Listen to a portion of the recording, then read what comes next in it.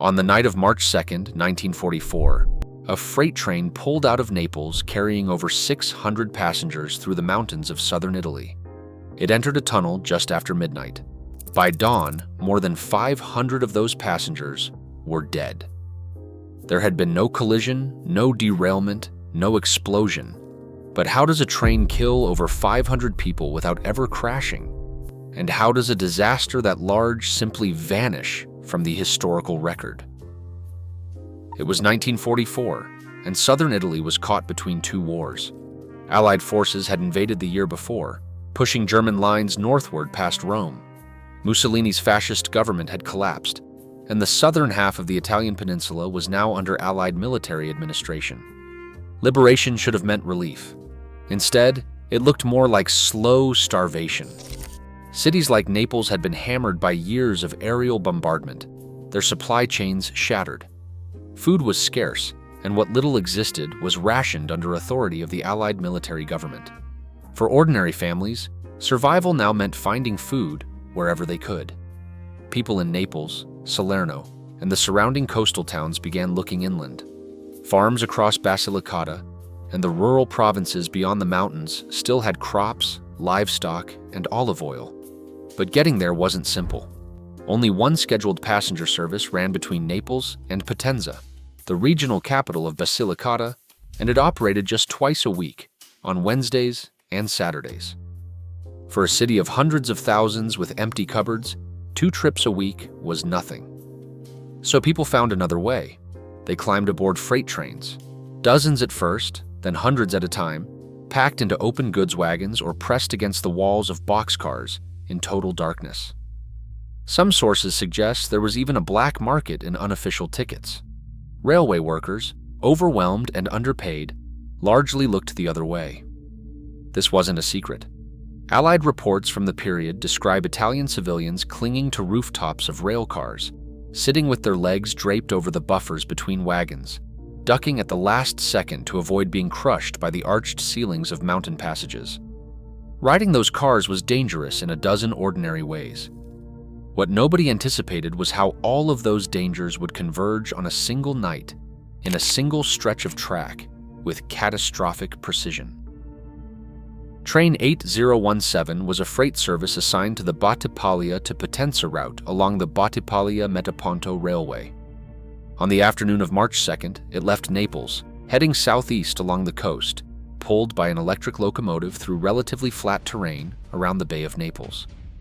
It passed through Ercolano, Torre del Greco, Pompeii, and Nocera Inferiore before arriving in Battipaglia, where the electrified line ended. From Battipaglia onward, the route climbed into the Apennine Mountains on unelectrified track. 2 coal-fired steam engines replaced the electric locomotive. Leading was an Italian-built 480.016 with its controls on the left side of the cab. Behind it came a 476.058, an older Austrian-built engine with right-hand drive. Together, they would haul 47 freight wagons weighing a combined 520 tons up steep mountain grades and through a series of narrow galleries cut into solid rock. At Eboli Station, railway officials made some effort to remove stowaways. A few were forced off, but far more boarded at subsequent stops, and by the time 8017 reached Balvano Ritigliano Station just before midnight, an estimated 600 unpaid passengers were riding in those wagons. This decision to let an overloaded convoy continue seemed routine at the time. It was not. At Balvano, the engines received maintenance. At 12:50 in the morning on March 3rd, 8017 pulled away from the station and began its climb toward Bellamuro, 7 kilometers up the line. Its speed barely reached 15 kilometers per hour. What was about to happen in that stretch of mountain railway would remain one of the deadliest events in the entire history of rail transport. About 1.8 kilometers beyond Balvano, the convoy entered the Galleria delle Armi. Nearly 2 kilometers long and bored through rock at a 1.3% uphill gradient, the Army Gallery was a challenge for any locomotive on a good day. On this night, conditions could not have been worse. Dense fog and dead-still air outside had sealed the opening like a cork in a bottle.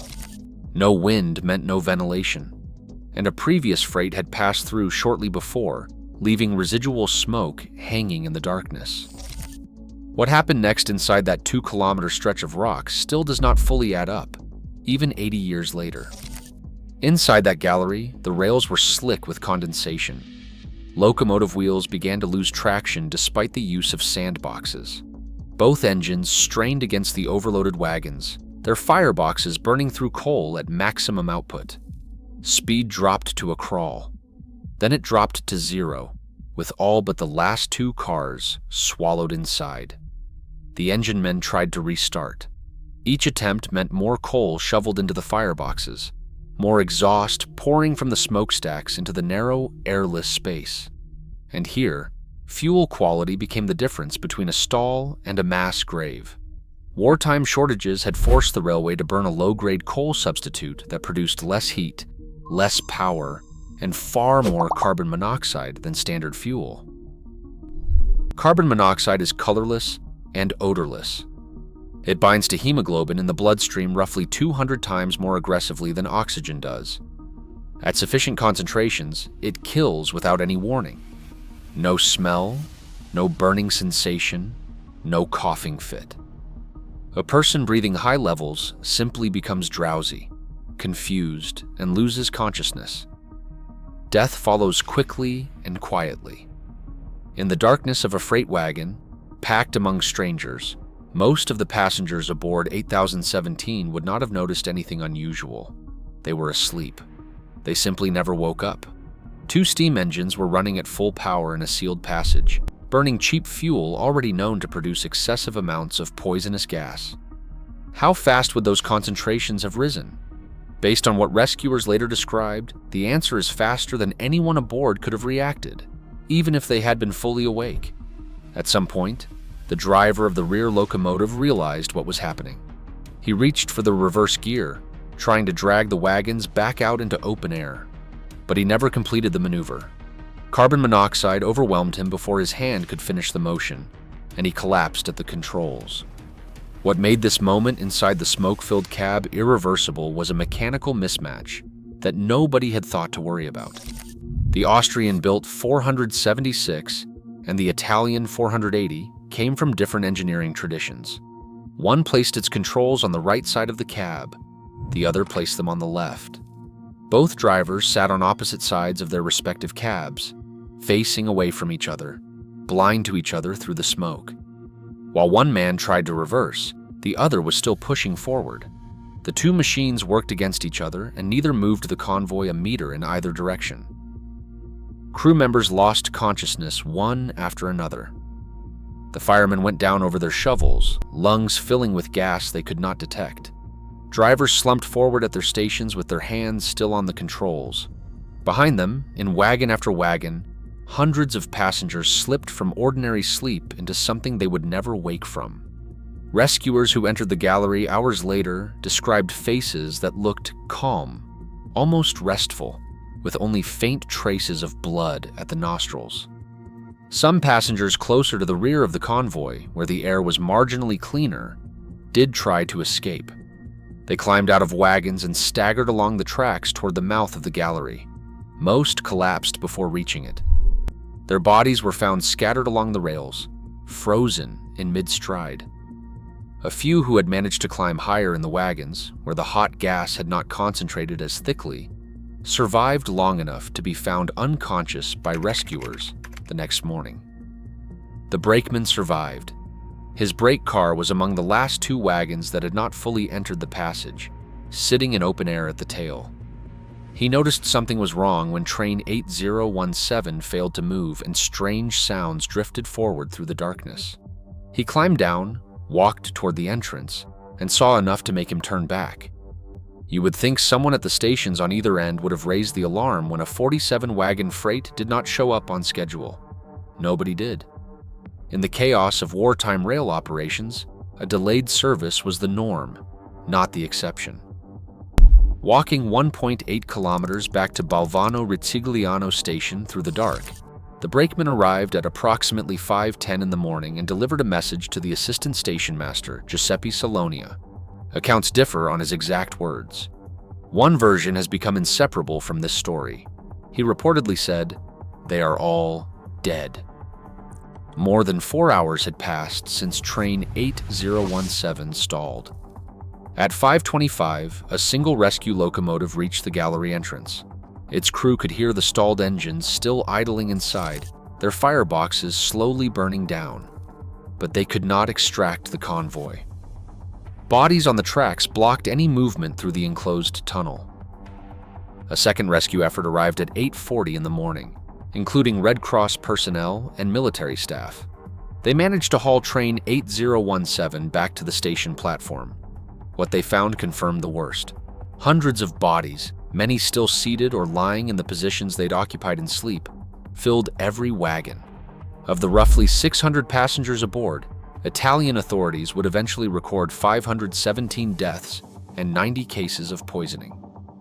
But historian Gianluca Barneschi, whose research decades later uncovered classified documents at Britain's National Archives in Kew, counted 626 bodies laid out on the station platform at Balvano Ricigliano. The true number may never be known, because many passengers were undocumented stowaways whose families had no way to file claims or even confirm they'd been on that service. Only 2 crew members survived, the brakeman and a fireman from the second locomotive. Every other railwayman aboard train 8017 died at his post, most of them within arm's reach of controls that might have saved them if the machines had been built to work together instead of apart. If you're finding this useful, consider subscribing. We cover stories like this from railway history every week. What followed at the Balvano Ricigliano station was handled with a speed and efficiency that owed more to embarrassment than to compassion. Railway employees received proper funerals. But the civilian passengers, the hundreds who'd been riding illegally, were loaded onto trucks and taken to the cemetery in Balvano. They were buried in 4 mass graves without a religious ceremony. No names were read. No families were notified. For the Italian state, these people did not officially exist. They'd boarded a freight convoy without tickets, without documentation. And in death, that status followed them into the ground. The disaster appeared briefly in Italian newspapers before wartime censorship buried it within days. Both the Allied administration and Italian authorities had strong reasons to keep this story quiet. Allied command did not want reports of a starving population in territory they had supposedly liberated. Ferrovie dello Stato, Italy's state railway, did not want to explain why hundreds of illegal passengers were routinely riding its freight services. And Italian officials did not want another blow to morale while fighting still raged in the north. So this disaster, one of the worst in global railway history, simply disappeared. The next day, the line reopened. Freight services resumed. Nobody asked whether it was safe to send another coal-burning locomotive through the Army gallery under identical conditions. Because of censorship, the accident was not publicly examined until a parliamentary commission convened in 1951, 7 years after it happened. By that time, critical evidence had degraded or disappeared entirely. However, even with incomplete evidence, the commission's conclusions raised a question that has lingered ever since. They identified the causes as excessive weight, poor coal, wet rails, dense fog, and a complete absence of wind to ventilate the enclosed tunnel. They classified it as force majeure, an unavoidable convergence of circumstances that no one could have prevented. But was it truly unavoidable?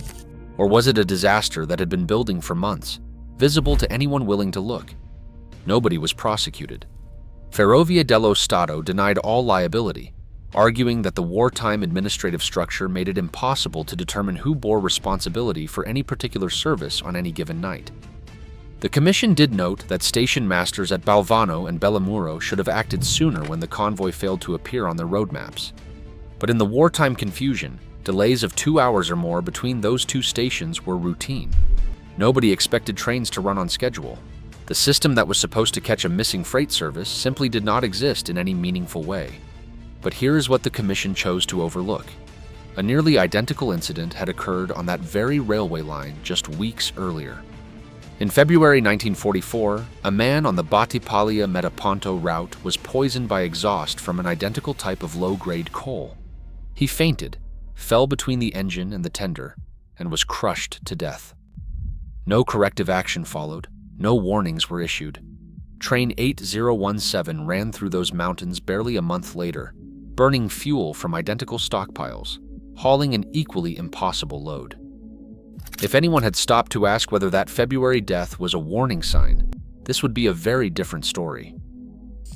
After the catastrophe, Italian authorities introduced a 350-ton weight limit on the entire line. For services requiring double heading, they mandated an American diesel locomotive paired with an Italian steam engine, eliminating the all-steam configuration that had produced such lethal exhaust volumes.